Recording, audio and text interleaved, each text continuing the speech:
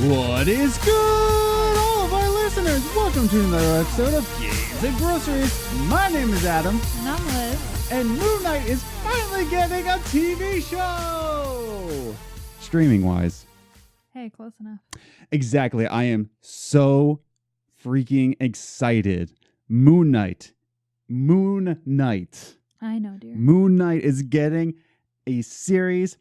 I hate Disney with a passion, but I am giving them my money because I need to see this Moon Knight streaming service. Now, listeners, if you will allow me, I know you're here for the Life is Strange talk.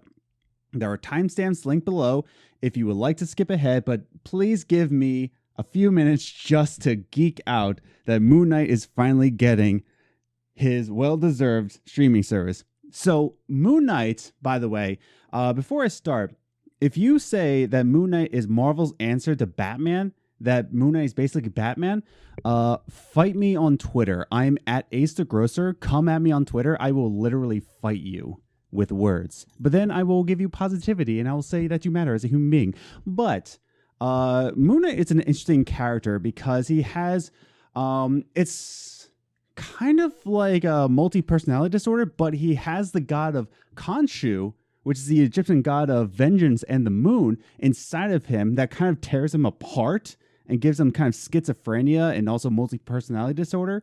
So he's a super interesting character. Now, before we go on, I'm sure you might be asking, Adam, what are some good comics from Moon Knight that I should be reading up on? And I want to give you a brief little summary of what should be... Sorry. The dog is in the shot. So... very first thing, well, not the first thing, but if you're in a local comic shop, definitely look into the Initiative.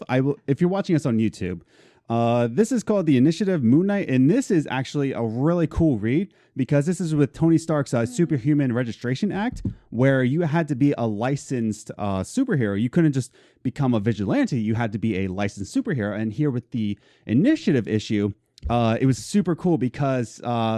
Mark Spector had to be analyzed by a psychologist, and they ended up saying, like, okay, listen, you're not fit for duty. And then Khonshu came out of Mark Spector and made that psychologist bow down before him.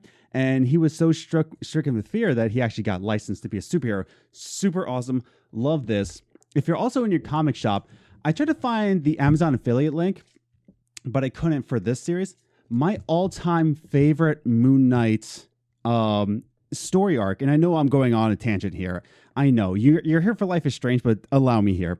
If you're watching this on YouTube, and also if you're listening, the Scarlet Redemption series. It is technically a 6-part series. So you got your part 1, your part 2, right? But then you also have what people don't know about is the epilogue to the Scarlet Redemption. The Scarlet Redemption series is my all-time favorite Moon Knight story arc. I believe 80-something. I can't remember what year this came out in. But if you're in a local comic shop, ask them if they have the Moon Knight Scarlet Redemption series. Definitely read that because it was my all-time favorite. Other than that, so that I end this kind of early, I'm going to scour around Amazon. And linked below, including if you're listening to this on iTunes, any kind of audio version, I have the Amazon affiliate links to my top 3 must-read series for Moon Knight. If you want to get caught up, if you want to get to know the character of Moon Knight, I will have Amazon links, affiliate links, in the description, so that way you're directly supporting the show as well as finding out who Moon Knight is and getting to know some stories. But I did look up to see if Scarlet Redemption was one of them. I'm most likely going to link Moon Knight Lunatic because that was fantastic. Okay, enough gushing. I'm already 6 minutes in. We got a lot to talk about, but I am so pumped. I'm so pumped that Moon Knight is finally getting, because he's such an interesting character. Stop calling him Batman. He is... Okay, last thing. I promise you. Last thing. He's lying. I promise you. But anybody that says that Moon Knight is Marvel's Batman, like, oh, they're just exactly alike because they both are in the dark. They do their work at night and they both have Frenchie, blah, blah, blah, blah, blah. No, that's like saying that, oh, hockey is like golf because you hit a small thing with an L-shaped stick. No. That is not how you read Moon Knight and tell me he's Batman. Okay, Batman does not have multi-personality disorder. Batman does not have an Egyptian god stuck in him. Batman doesn't have Frenchie. Frenchie's better. All right, moving on. Just saying. I know. Anyways, welcome to Games and Groceries. We might as well just do this Moon Knight. Moon Knight and Groceries. Oh, jeez. Let's do this. All right. Thank you for listening to me, my tangent. Let's get this show started. Liz, how you doing? I'm okay. I have a migraine, but I bet you have a big one after that tangent. yeah, you didn't really help with it. But my parents visited today because my birthday's next week, and they brought me they brought me probably the best gift I can get all for my birthday this year. And Moon Knight comics? No, they brought me Wawa Diet Raspberry Iced Tea. Woo! It is my favorite iced tea in the whole world, and they brought me a whole gallon of it. Shout out to the in-laws. Yes. Well, Thank your you, parents Mom might. and Dad. There you go. I love this iced tea. It's the best gift ever. Yeah. I mean, I knew I was getting it. My mom said, "Hey, you want us to get you anything from Wawa?" I said, "Iced tea." And I was expecting to just get like the little like 1 serving bottle, but she brought me a whole gallon, so I'm super happy. So that's what I'm drinking today. Yeah. But it was a super good day. Like I think. I'm pretty sure. Like, I had a good lunch. Mm-hmm. Other than the migraine, it's a good day. Moon Knight. I know, dear. Oh, and I'm happy about that because Moon Knight made Adam say that we're going to get Disney Plus, and now I have all the Disney movies. That's the thing. I was not expecting. I was not remotely even going to touch Disney Plus. I'm also a big fan of Miss Marvel. I love Miss Disney.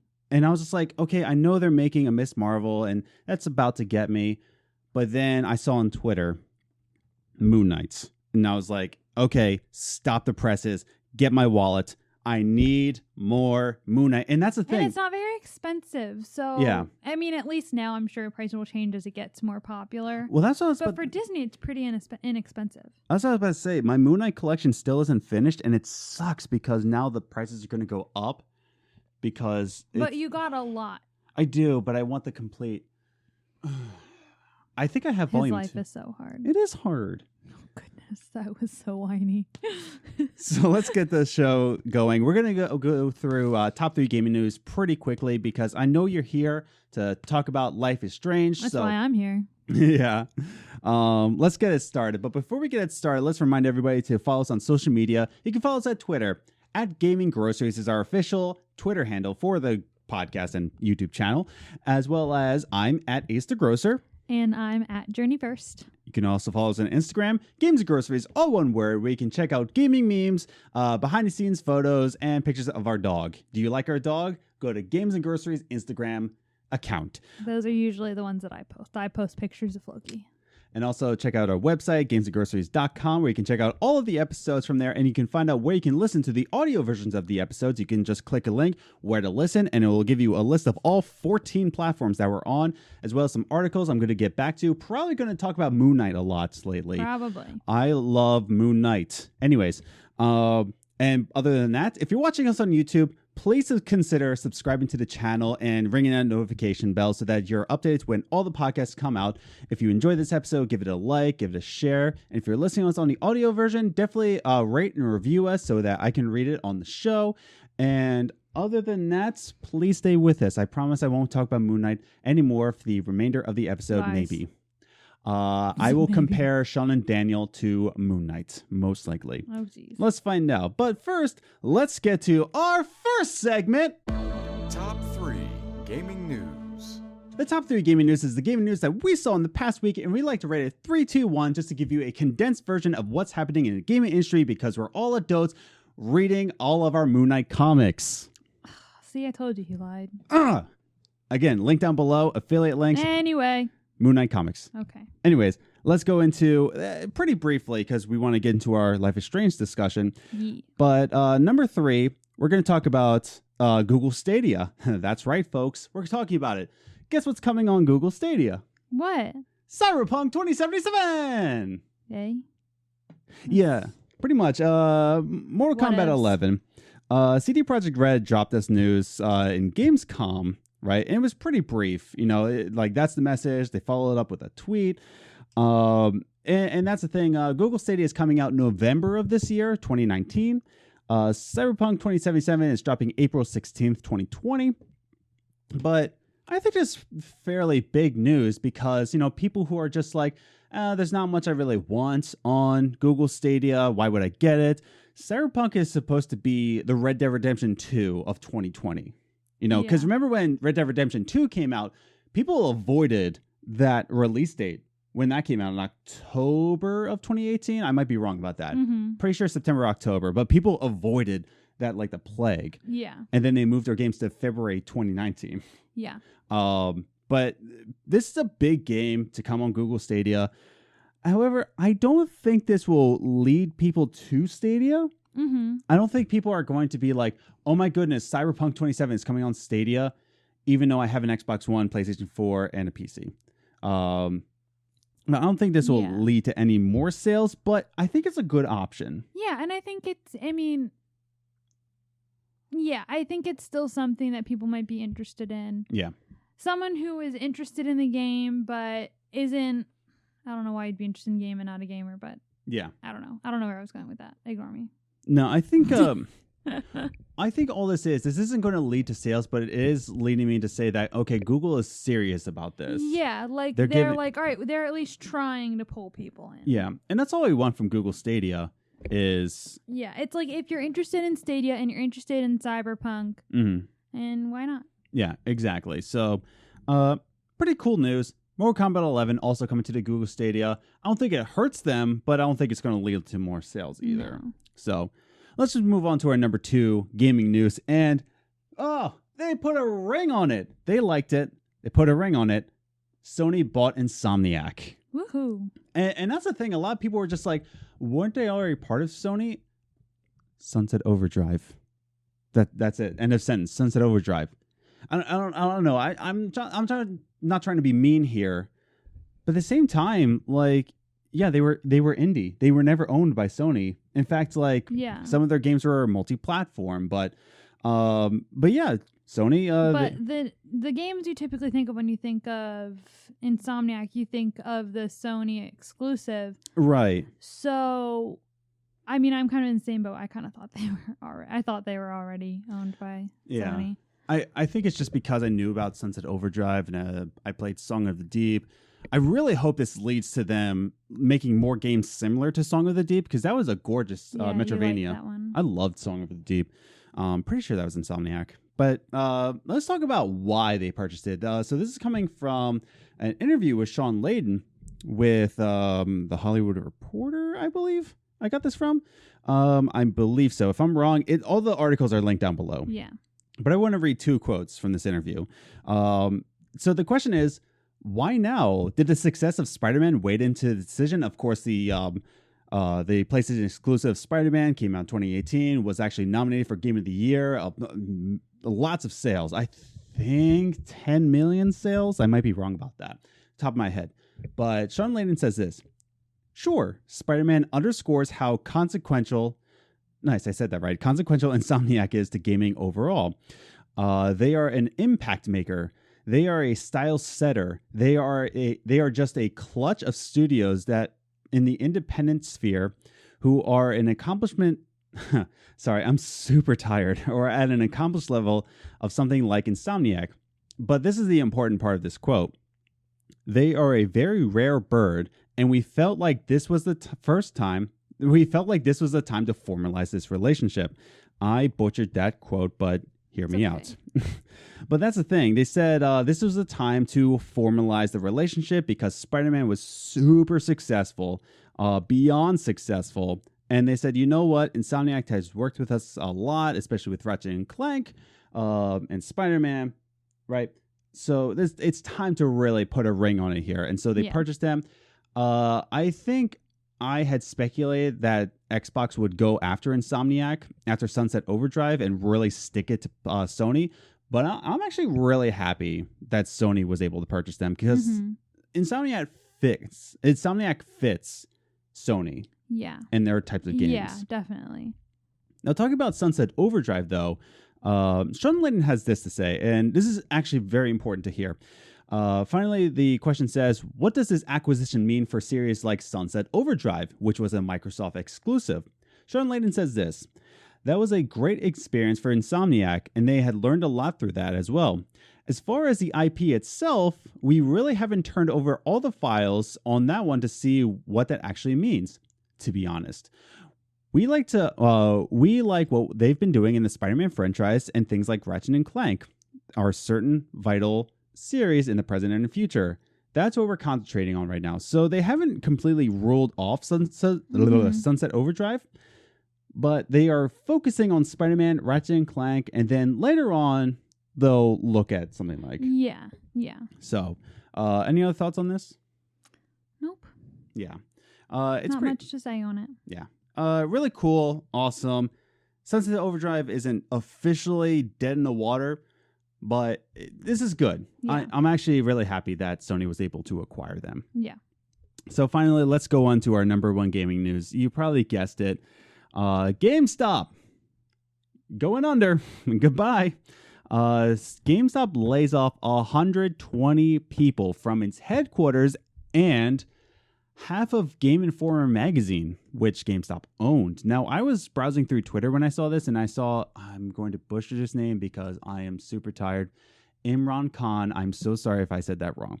But I remember seeing that, he got laid off of Game Informer, and it was just super crazy. I was like, whoa, okay, what happened there? And someone else had written, they had gotten fired while they were on vacation. And this is insane. They were dropping like flies. I saw all of their Twitters, their Twitter accounts saying, it's been an amazing ride.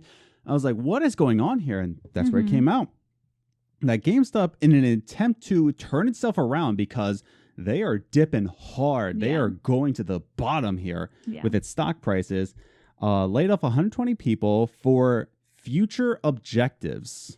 Quote unquote, future objectives. To stay alive. Right. I mean, it seems like the only person to save GameStop is Moon Knight. Moon Knight can save the day. You're drinking iced tea, so I can say it. Hooray! What? Anyways. So I want to read some quotes from this article, right? Moon Knight. I'm going to read the quote. You're not allowed to read anything anymore.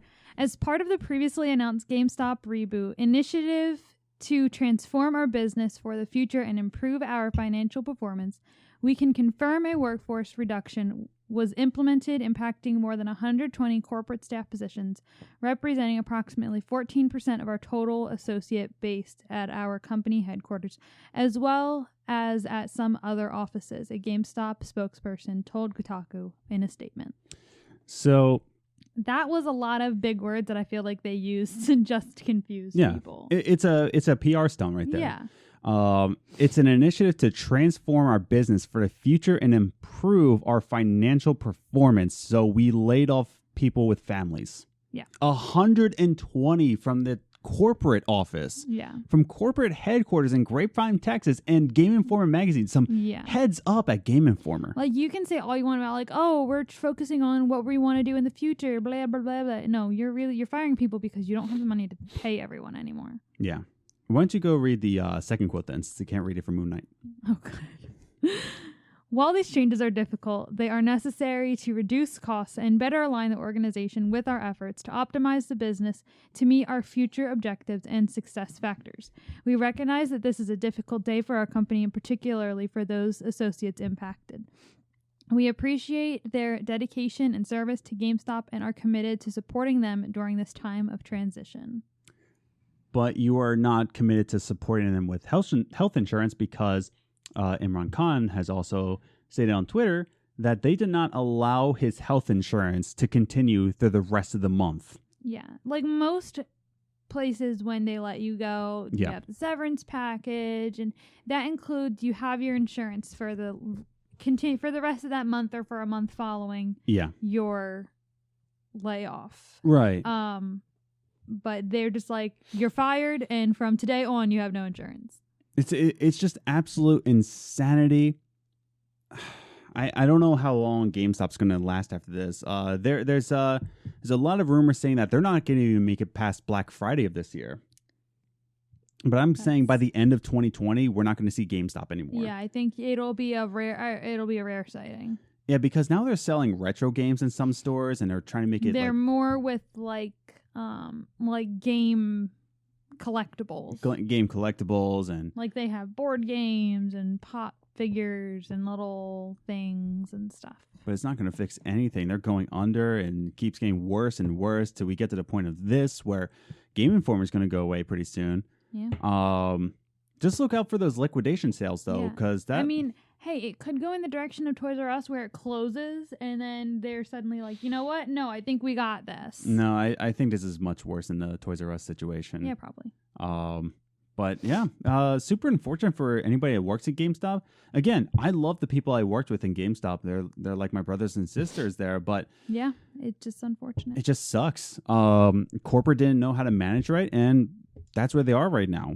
Just firing people left and right, including their headquarters in Grapevine, Texas. That's super insane. Yeah. Honestly.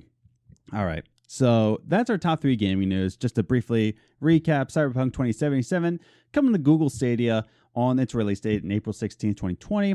Sony finally puts a ring on it. They fell in love with Insomniac, and they said, "Will you marry me?" And Insomniac said yes, and it was all cutes and bubbles. And GameStop finally, they laid off 120 people. Like that's insane to me. So that's our top 3 gaming news. But let's be on the segment where you're all here for. We know you Life is Strange fans. We love you very much. Thank you for listening to all of our episodes about it. But now it's time. We just played Life is Strange 2, episode 4, and we have a lot to say on it. So let's get to it with our final segment. Coffee time. Every single week, we like to sit down and talk about the games industry, but whenever a new episode of Life is Strange comes out, we know all of you love it, so we like to talk about each and every episode as it comes out, and just telling you future plans if you're watching us on YouTube. Once Liz is finished with her playthrough of Detroit Become Human, we are going to immediately start playing the Life is Strange complete series in chronological order, which means we're going to be starting with the farewell episode of Before the Storm and playing it all in chronological order. So if you haven't yet, definitely hit that subscribe button so that you know when those are coming out. But let's get right to it. Life is Strange 2, episode 4. I'm on the fence about this episode. Yeah. Yeah. It was eventful. Yeah. So it wasn't boring. Mm-hmm. Like episode 2. Right. Yeah. But episode 2 was a drag. But we're not talking about that. Yeah. But it wasn't boring, but it just didn't have any meat to it. Yeah. So let's get right into it. I'm still not quite a fan of the whole Wolf Brothers storyline. Like when they do, like, instead of last time on yeah, Life is previously Strange, on Life is Strange, like they do the little Wolf Brothers like bedtime story. I'm not a huge fan of it, and it feels very forced with the whole spirit animals, since in the previous Life is Strange, right, they had Rachel Amber having a spirit animal of the doe and the butterfly effect. You know, animals had a lot to do with everything, the squirrels and all that. Whereas this, they're like forcing the animals in. Exactly, like they're into wolves, like they're wolf brothers, and it just feels forced. And I don't know, I'm just not a fan of it. I'm not trying to say that it's wrong. I think it's cute, but every time it's on, you're like, oh, I hate this. It's like, what's your problem? Well, that's because I'm a bitter human being who had a trashy father. So that's still no excuse. But yeah, so you think it's cute. Yeah. I don't mean to harp on this. I'm just like giving on my opinions. Yeah. Just not a big fan of it. Yeah. It's whatever. But what we do have a big opinion on, unlike season 1, oopsies dinkles. Oopsie dinkles. Sorry about that. Unlike season 1 and Before the Storm, where it took place within days, like season 1 was a Monday through a Friday, this takes place like within months. Like there's gaps within each episode that months have to take place. So if you want to know what happened in between, you have to read all of these pages of journal entries just to see what happened. And I'm not trying to say that's wrong or anything, but it just feels like when you start the episode, instead of exploring the room and where you are, it's just like, okay, time to pick up a virtual book. All right, cool. Yeah. Yep. They stayed in a hostel. All right, cool.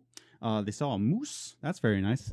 Do you like that part, or? I don't read the journal, so no, I don't like that part because I don't think about it. That's my problem, is that like even in the first life change, I didn't think about reading, like sitting and reading her journal. I think about playing the game.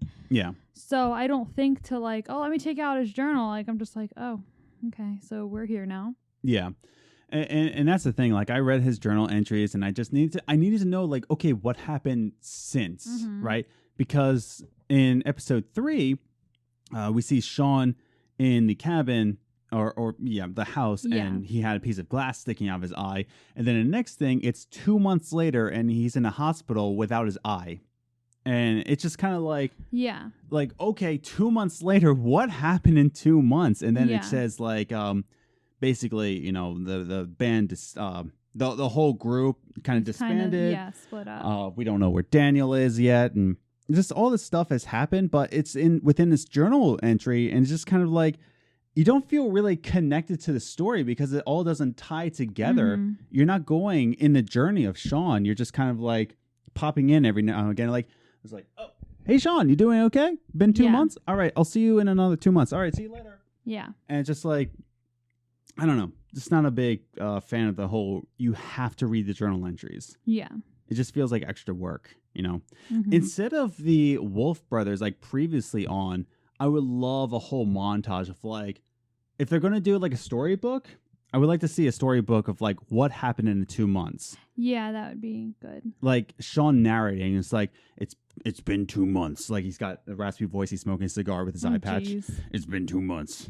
Why are we still here? Just to suffer. My goodness. But that's the thing. It's just like, I wish it was more a narrative in that way. Right. So, but do you agree with that? Yeah. Yeah, I wish it was more consistent, like more like they tell you. Yeah. Like, you know, like a way that you know without having to remind yourself to look at the journal. Yeah. Here's something that I know you'll get aggravated about. Those stupid, dumb depth perception tests. Yeah, it was terrible. Like in the game, you know, it's just like, all right, line up your pen with my pen. And it's just like, it's in the game. Like, I can't tell how far your pen is because it's like, there's no depth in this game. So it's just kind of like, okay, I think I see it. It's like, you have to tap, oh, you're so close. I feel like I was doing a carnival game where he was trying to rig the system. Yeah. I was like, dude, I lined up. And I said that, I'm like, well, maybe you're supposed to lose. And he's like, no. At the end, it says there you could win. Yeah. Like, or you could pass the test. I was like, oh, never mind. I suck. Yeah. I was just like, what the crap? And then you did the whole Halo 2 looking at the light thing. Because in Halo 2, when you first get into the Mark II suit, it's just like, okay, look at the light, Master Chief, and look it down. And you have the same thing with the whole light thing. But I passed that. I totally saw the light.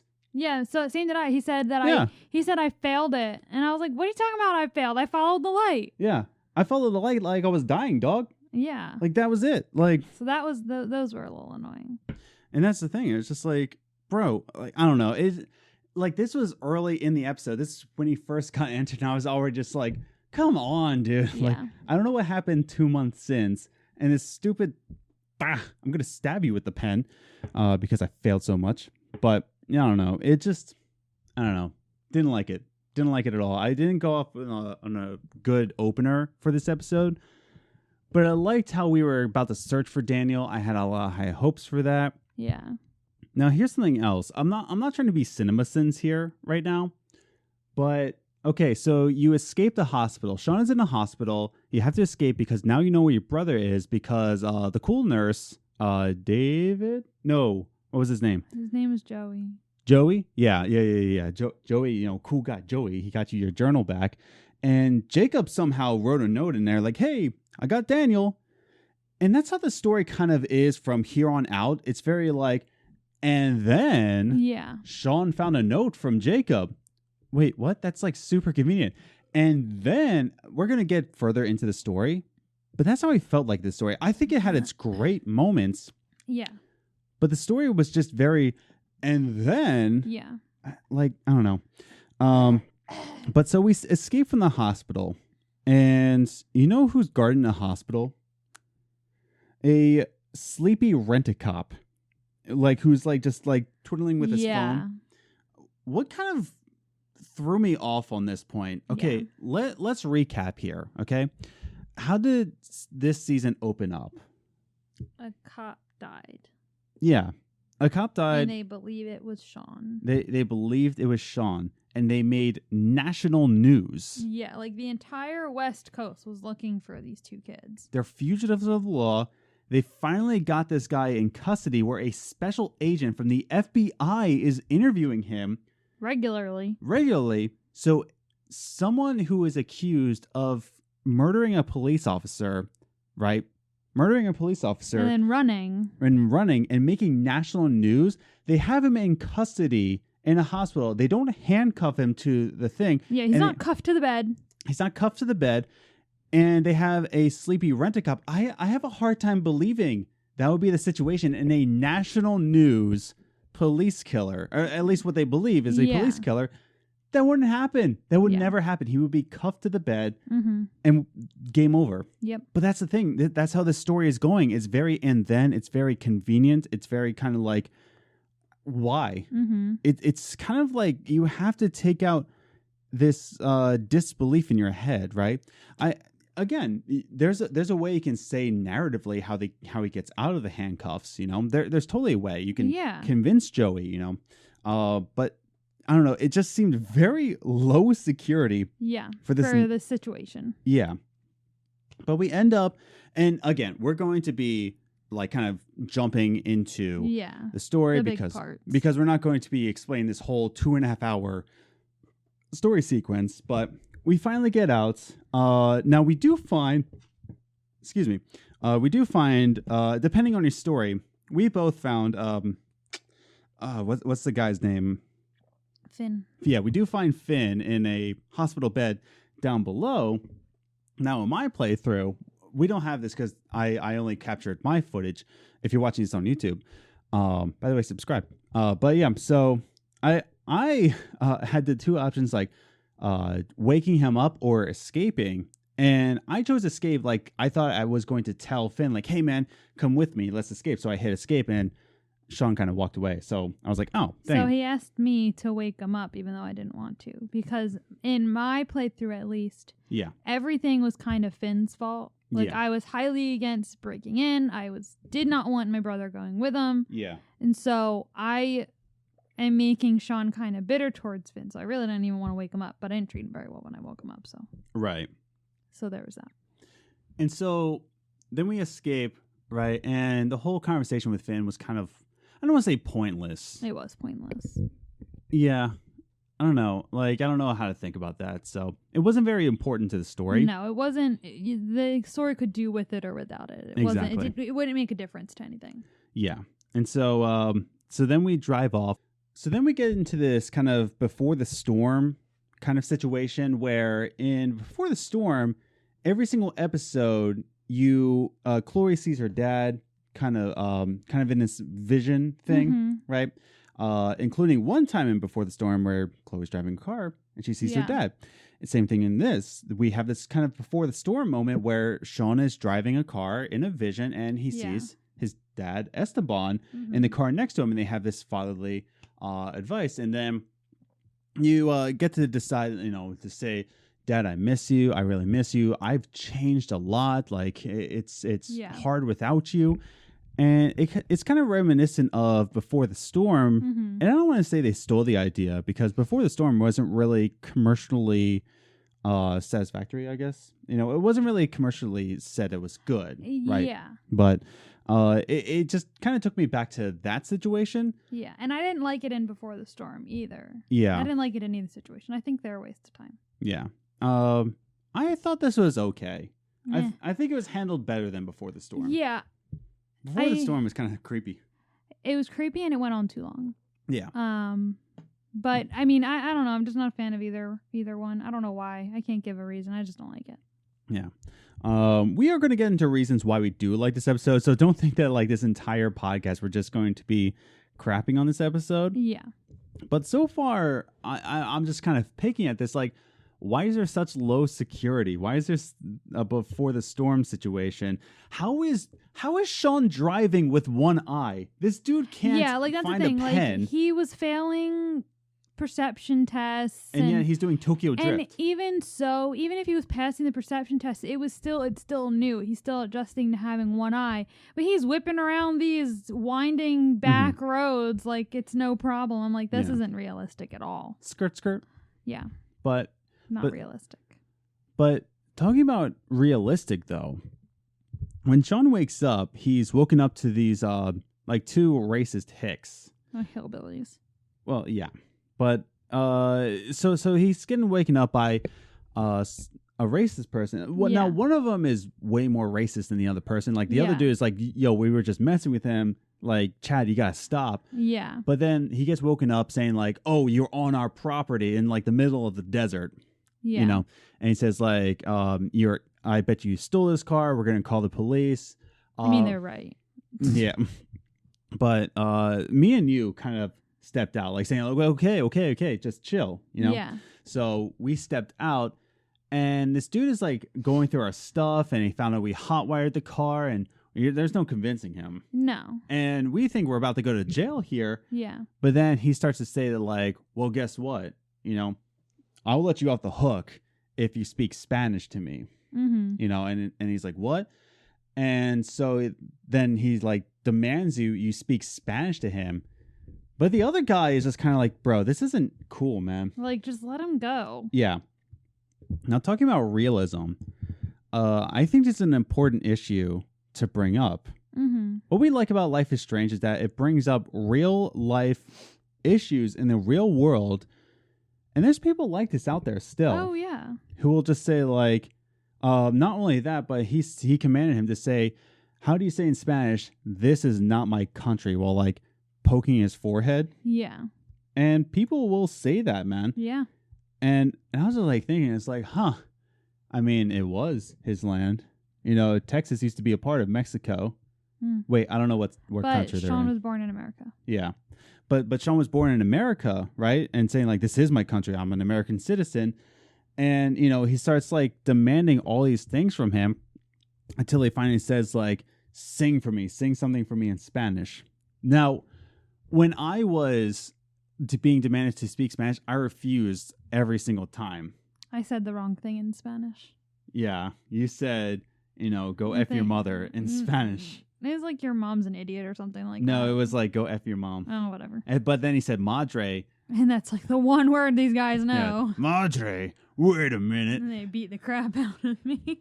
Yeah, and they started to beat you down. Now, you didn't sing. No, I thought that was stupid. Yeah, and so they beat you down because you didn't sing. Yeah. Yeah. But no, well, Chad beat you up. Yeah, the other guy was trying. His brother was like, "Dude, cut it out! Like this is ridiculous." Like he said, "Like you're taking this way too far." Yeah. He even helped Sean back into the car and said, "Just drive, just go." Yeah. Like he gave him directions, like just go straight, turn left, you just go straight. Yeah. I sang just because, you know, if I was in this situation. Now, this is coming from a white dude, okay? So I'm not trying to say that, like, I know exactly how this goes down. Yeah. But, like, I would be like, okay, listen, these guys are not getting out of my face. I'm just going to sing something just so they leave me alone. Yeah. You know, because I refused to speak Spanish the whole time.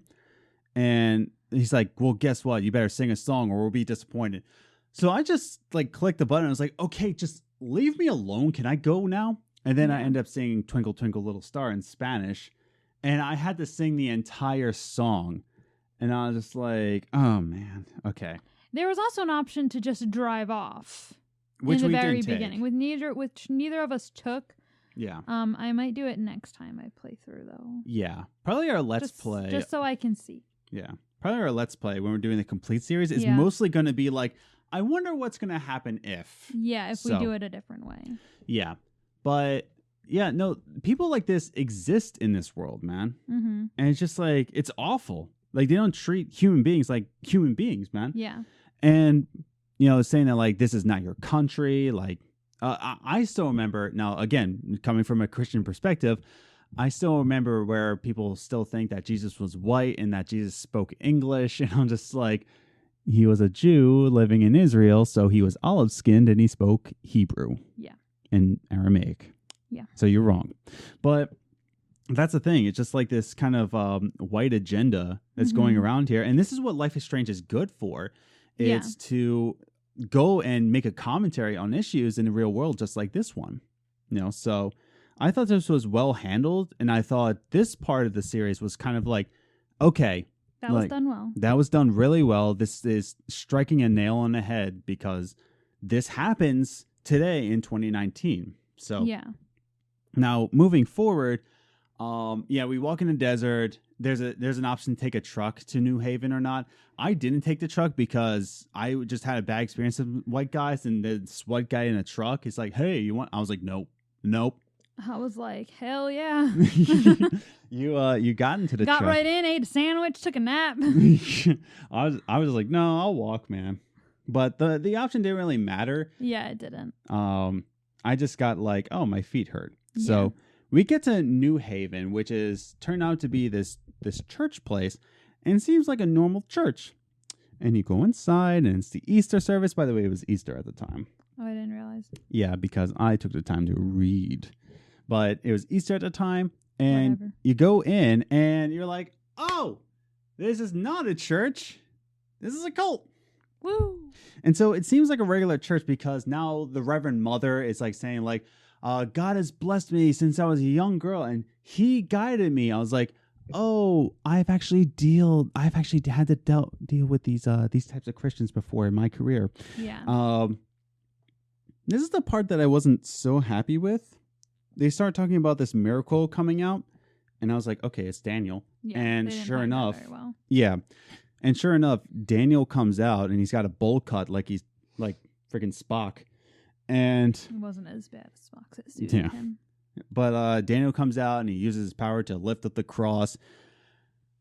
Again, this is coming on a story where it's like, and then Daniel becomes this cult leader child. And it's just like, why?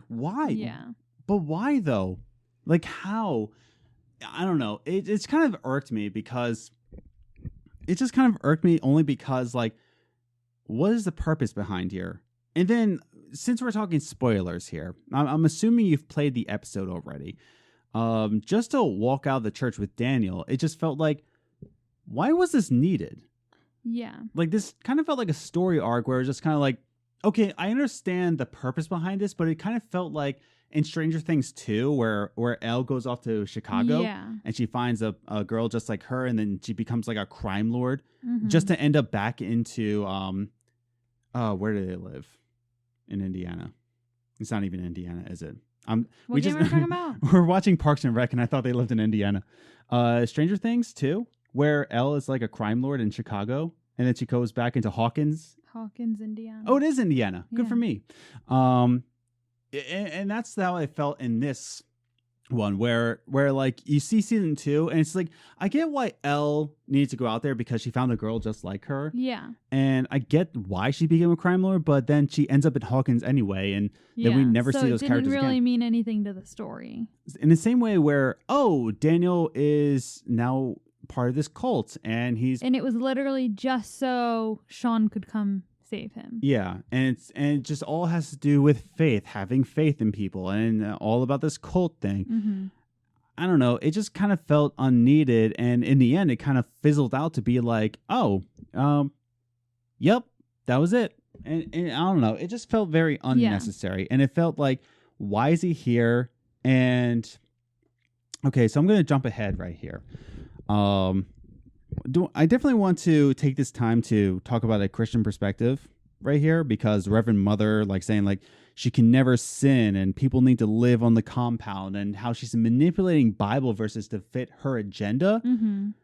Again, I've dealt with people like this before, and we get to later on, you didn't see this, but later on we find out that this Reverend Mother, Lizbeth, was actually kicked out of her former church because she was this insane and lying to people and lying about the pastors. And so she was kicked out, and because she was kicked out, she started this cult.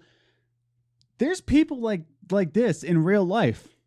I'm not going to say which church that I was a part of, but I've dealt with a person like this that if they were to be kicked out, it would not surprise me if something like this would have happened, right? It's because like to say that like they want to feel important, and so Then they come down and they say, oh, well, I'm going to start my own church where people will worship me because I feel lesser than. Yeah. And so I want to feel more important. Guys, if you go to any sort of church and the pastor is not humble, and just to say that, like, listen, just, don't think of me as any higher than you. I'm just a person. Like, I'm here because I make mistakes. It's okay. Yeah. I mean, not really a little known fact, but in my church, I tell people all the time, because they call me Pastor Adam, like, don't call me Pastor Adam. Just call me Adam. Yeah. I rather you call me Poop Head rather than Pastor Adam. Good to know. Honestly, because like every time I'm like, thanks, just call me Adam. Like, I appreciate the respect that you have for me. I understand that.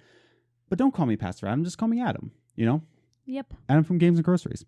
But that's the thing. Like, people like this also exist. This isn't just a story. Like, this cult, these people actually exist because they want to feel better than everybody else. And they're not humble with their own life. Right? Yeah. So then you're kicked out of church because you're trying to get Daniel out. Again, we're jumping ahead in this story. Yeah. But we try to get Daniel out, saying that, like, because Sean is like reading her really good, like saying, like, oh yeah, like, okay, like, she's crazy. Yeah, she's crazy. We need to get Daniel out of here. So let's go ahead and do that. And then she pretends that Sean hit her and like made her nose bleed, and she's like, "You've spilled blood in God's house." Yeah. And I would be like, well, if Jesus was here, he'd be spilling more blood than that. But that's not for me to say. Anyways, but that's the thing. So you get kicked out, and then much like in Terminator, you get pulled aside. It's like, come with me if you don't. No, I'm just kidding. Then we get to meet Sean and Daniel's mom, Karen. And again, narratively. And then Sean meets his mom. Yeah. And then Sean's mom just appears out of nowhere. And it's just kind of like, okay, I understand that maybe I can't write a better story. Maybe I can't. But coming from season 1, even if this wasn't a Life is Strange game at all, very in talking of narrative direction of this game, season 1 was well handled with the narrative. This episode in particular felt like, and then Sean wakes up in a hospital, and then Sean escapes, and then he steals a car, and then he's woken up by some hicks, and then he meets his mom. And it's just kind of like, yeah. But why is she here? And then she's like, oh, your friend Jacob wrote me a letter. How, Karen? How? Like, they really extend the possibilities. It's a reach. Like, yeah, that's what I meant. They're reaching a little bit when it comes to this storyline. Because then, like, Karen says, like, oh, Jacob wrote me a dress. I'm like, but how did he find you? And then you get to later on see, like, oh, like, because from Jacob's perspective, you get to read Jacob's letter, like, oh, hi, Daniel gave me this P.O. box. I'm like, what? Yeah. When did he get the P.O. box? And did he take the letter in episode 2? I guess he took the letter because that had a P.O. box. Because now I'm thinking, like, did Daniel memorize the P.O. box? Yeah, it's a lot for a 10-year-old. It was kind of a reach where it's like, oh, I got this 10-year-old from this weed camp, so I brought him with me, and then he got scared, so he's like, my mom's P.O. box is here. Well, then, wait a second. The only reason why Jacob wrote to Karen is because Daniel was taken away, right? So then... Well, because he knew Daniel was in danger being at that church. I guess so. But then, like, Daniel wouldn't be like... Jacob wouldn't be like, oh, hey, I know you're... Mother who left him. Yeah. I don't know. Like, he wouldn't be to Daniel like, hey, can I get that P.O. box again? Oh, sure. It's P.O. box, blah, blah, blah. I don't know. It just felt like kind of like a reach to me. Like, oh, Daniel's in trouble. Yeah, it's like, why would Daniel give that P.O. box to Jacob? Like, what reason would he have to give it to Jacob if Daniel, because Daniel didn't want to leave. He felt like he was at home. They took care of him. Right. They accepted his abilities. So what reason did he have to give Jacob his mom's P.O. box? Why would he? I mean, maybe because he wanted to see his mom. I guess so. Because he did in that episode, like he wanted to know more about their mom. He wanted to meet Karen. He wanted to know about her because he was so little when she left. He doesn't remember her. Yeah. Yeah. And so like we get to this point and it's just kind of like, okay, we get to meet Karen. Karen's now a part of our lives now. And I don't know. It just kind of like, but how? Anyways, let's move forward with this. So then we get into the motel that Karen rented, right? Yeah. And so and so then we get a shower and then we read that Karen's going to be back soon. But then we get to read Jacob's letter and, you know, Jacob's like saying like, hey, meet me at this place. You call him, blah, blah, blah. But then Karen comes back and then you have an opportunity to ask her some questions. I had her open up to me in full because I needed to know all the story. Yeah. You, on the other hand, have a chip on your shoulder. Well, see, when I play these games, I try and imagine what their personality is like and what he would actually do. And it doesn't seem like Sean's the type of person who would care what she has to say or anything about her. Mm-hmm. He doesn't want anything to do with her. He's been bitter towards her as a person since the very first episode. Yeah. So I didn't feel like he would really care. Mm-hmm. So I didn't do that. Yeah. That's why. I don't know. It just, yeah. So you open up to Karen, or Karen opens up to you. And she says all these stuff like, oh, well, I wasn't fit to be a mom. And so I left. I wanted to do my own dreams. And she all just it boils down to is that she's childish and selfish. Yeah, she's childish and selfish. And I had Sean tell her that. Yeah. And that's the thing. Like, and the game kind of beats you to the punch. Like, oh, I know I'm selfish. Just because you call me selfish, I already know that. It doesn't matter. It's like, but it does. Because even though you know it, you're not. Yeah. You don't care. Exactly. And it's just like, I don't think she's going to end up in season 5. Who knows? Yeah. But, you mean episode 5. Oh, sorry. Yeah. But I do like that they put on that other message real quick of the expectations of women is that, I mean, there are some things I disagree with, like, but there are expectations on women even today of like, you grow up, you get married, you have babies. Right. Like, and it is very strange and not frowned upon, but people do think it's very weird when a woman grows up and doesn't want to get married or gets married and doesn't want to have kids. They don't want a family. Yeah. Which is fine. But I do, I'm glad they touched on that a little bit, that it is something that is still expected of women to do. It's not strange for a man to grow up and stay a bachelor but it's very strange for a woman to be 40 years old and just, you know, living her life not caring if she's married or has kids, you know. I never thought about that. That is strange. So I'm glad they touched on that a little bit, that there are expectations of women. That's all I wanted to say. I'm good. And so, you know, with Karen's help, you know, we talk it out, we hash it out. But then we finally, you know, head out to Jacob. And, you know, then Jacob says, like, that little girl that you met in the church, she's my sister. I think she has pneumonia. We need to get her out there, too. And so you go back to the church, and then you find out more about how this is a whole cult situation. Right. And so then you go back to the church to rescue both Daniel and Jacob's sister, Sarah Lee. Right? Yeah, Sarah Lee. Yeah, Sarah Lee. Like the bread. Like the bread. That's all I thought about when he said it. I was like, oh, like bread. It's my favorite bread. My name's Sarah Lee. Like bread. But that would be adorable if she said that. Yeah, it would. Like the bread. Anyways, so we go back to this church, and then we go into the Reverend Mother's house, and I found the key to the door. Liz, on the other hand, was super impatient. I didn't believe there was a key there, so I just found the fire extinguisher and broke the handle. Smashed. Even Jacob was like, hey, man, maybe be calm about this. And Sean goes out like what Liz would do and be like, nah, smash. You would do it exactly. Yeah. I'm like, I can't waste time finding the key. Someone could come in. This is exactly how even our life is. No matter how many times I play Life is Strange, I still am under the impression that it's a tense situation and someone's gonna come in. No. Let's let the audience know about this. This is my real life. How I'm the crazy one on the show talking about Moon Knight, Scarlet Redemption, and Liz brings me in reels me in. However, off camera, I'm the one like saying, okay, let's be a little bit patient about this. Maybe we think this through, critically think. Maybe there's another way. It's like, no, I want it now. Nah. And so she smashes open a cookie jar with a fire extinguisher. That's not what I do. It's a balance. We both do crazy things.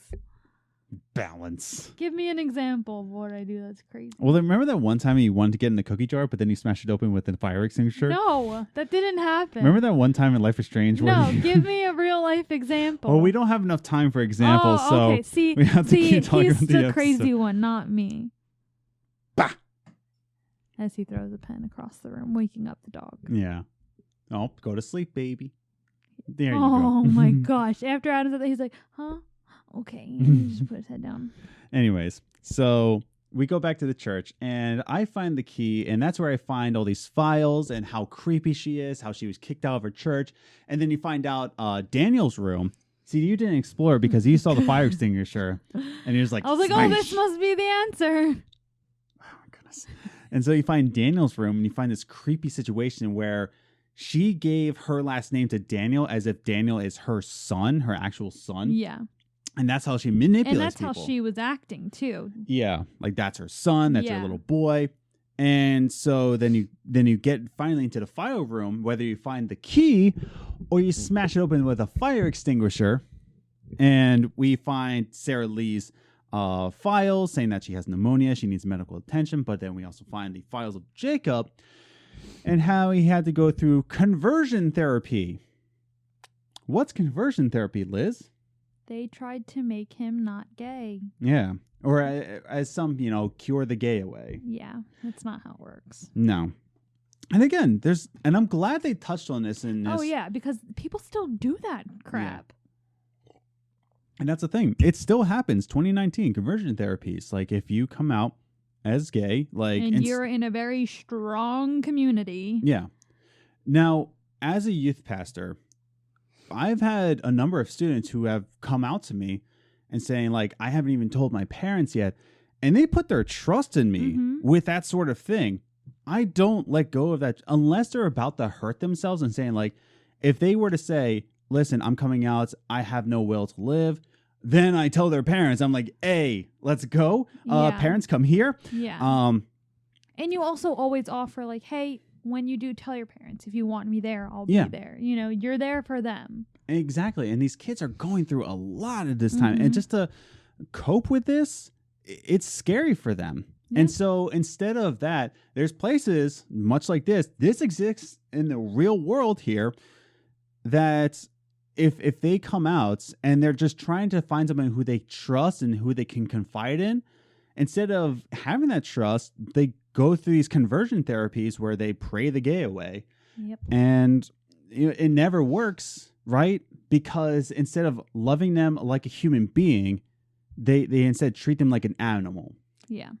But, that's my experience. And I don't want to say that, again, I don't want to be the Christian. It's like, oh, not all Christians. But honestly, not all Christians. And in fact, godly people who actually follow the Christian ways, right, should be doing this to people, right? I do exactly that. Like, I'm there by the kid's side. And and we wouldn't do it we would still do it even if Adam wasn't a youth pastor. Oh, yeah. No. Adam teaches and I help Mm-hmm. based on our beliefs. Right. So nothing would change even if he wasn't youth pastor. If someone needed our help at a church and we were just regular congregates, we would still react in the same way. But closing out this episode, though, we find out this, whether or not you get, and that's the thing, I was dragged back into the church by the bodyguard because I was stupid and I didn't know where to hide. Well, I was trying to help out Jacob because I thought he couldn't hide.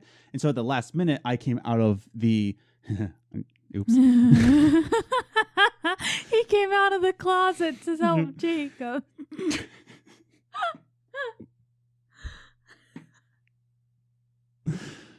Okay. Alrighty. So I came out of the closet to help Jacob. And at the last minute, the bodyguard, he gets me. And, then he drags me into the church.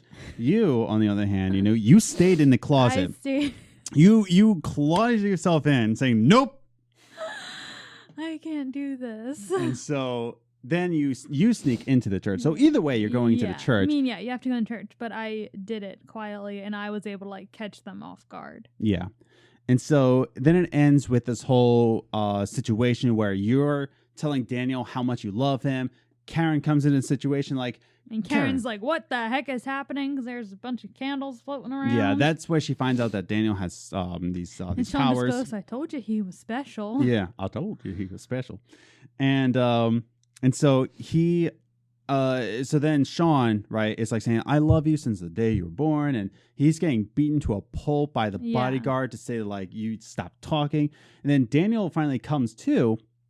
He's like, stop beating up my... I mean, it takes, a gun to his brother's head for him to realize these aren't good people. Yeah. But, at that point, he's like, whoa, wait a second. I was fine with you hitting him, but let's not kill him. And so then, at the end, the cult leader, Lisbeth, is blocking the door. And depending whether or not you made Daniel into a good person, I apparently didn't raise him right because he went Darth Vader on her. And then I tried to stop him. And Daniel's like, no, she must die. And so because I couldn't let her down, I either could let Daniel choke her out or I could shoot her with a gun, ending her life. Whereas I made good choices. And so Daniel didn't consider killing her. And my choices were to shoot her or have Daniel move her out of the way. Not kill her, but just kind of like flick her that way. Yeah. So I had him just move her, and then we escaped, and then the bodyguard got her and escaped. So both her and the bodyguard lived in my situation. Yeah. Whereas in your situation, she died. Yeah. The bodyguard, I think, lived in my situation. You can have the gameplay up right now and seeing if I did or not. But yeah, Lisbeth had to die by Daniel's hand because I didn't raise Daniel correctly. But yeah, so coming out of this, okay, let's close out our episode with this. Okay, so I thought this episode had some really good, important issues that were said. Yeah. I think there were some great things that were taken into context with this. However, narratively, I think it just kind of fizzled, Yeah. Versus season 1, episode 4. And I know I've spoken with some people who said that it's unfair to compare, but you know what? It is, because it's the same people making it and it's the same storyline. If you didn't want to compare it, you shouldn't have called it Life is Strange. And that's the thing. If this was a standalone game, and I think I've said this in all of our other episodes about this episode, or about this season, is that if it was named something else, it wouldn't be a bad game. No. But considering it's called Life is Strange, it's expected to be of the same quality as the first season. So, comparing season 1, episode 4, spoiler warnings if you have not played season 1. If you haven't played season 1, I don't even know why you're listening to this. That is true. But at the end of season 1, That episode 4, you find out that Mark Jefferson was the bad guy and murdered Chloe right in front of you, and you end up crapping your pants like, whoa! I had a heart attack when I saw that. I was like, are you kidding me? And you're just like thinking like, oh, how's the story going to conclude? Yeah. Like you're just freaking out about this like massive twist in the story. And it's just very, I don't know, it just kind of exploded with an emotional trauma. Whereas this one ended with a cult leader boss battle, and then you drive off with mom. Yeah. And it didn't have the same impact as season 1, episode 4. And I think you can say that about the whole season. And we were talking about it, and I was telling Adam that, in the first season, you could feel the passion they put into season 1. Yeah. You could tell they cared about the message they were spreading, and it impacted, and they told the story in such a good way because they were so passionate about it. Right. Whereas I feel like a lot of the season has been forced. They might still care about the message they're spreading, but it doesn't have that passion behind it. Where it feels like they said, Life is Strange season 1 did really well. We should do a second one. Right. And so it was more forced. Like they still want to spread those messages, but it wasn't something that was truly put on their heart to share. And that's why it feels like a lot of the season is so forced.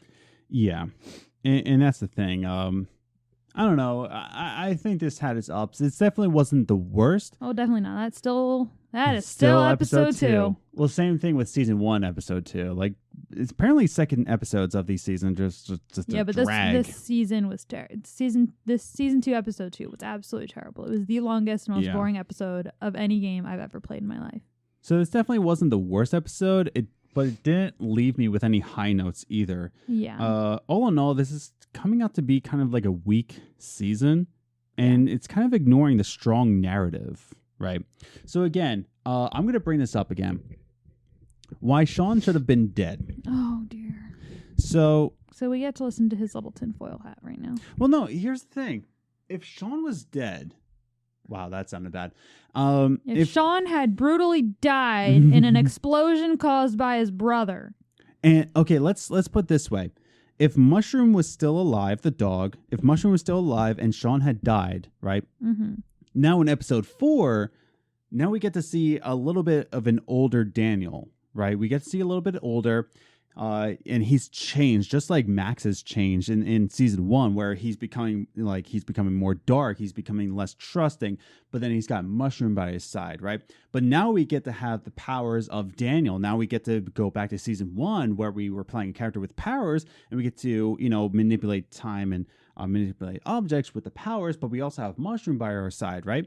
And so now Daniel has a loss of his father. Daniel has a loss of his brother, his other father figure, right? And now he's coping with this. And he's starting to see this dark brooding, right? And maybe, talk about the memories of Sean. But this is how it ends season 4 then. Because in episode 4, let's say Mushroom then becomes sick, right? He's becoming starving. He's becoming dehydrated because he's on the run. He's on a desert, right?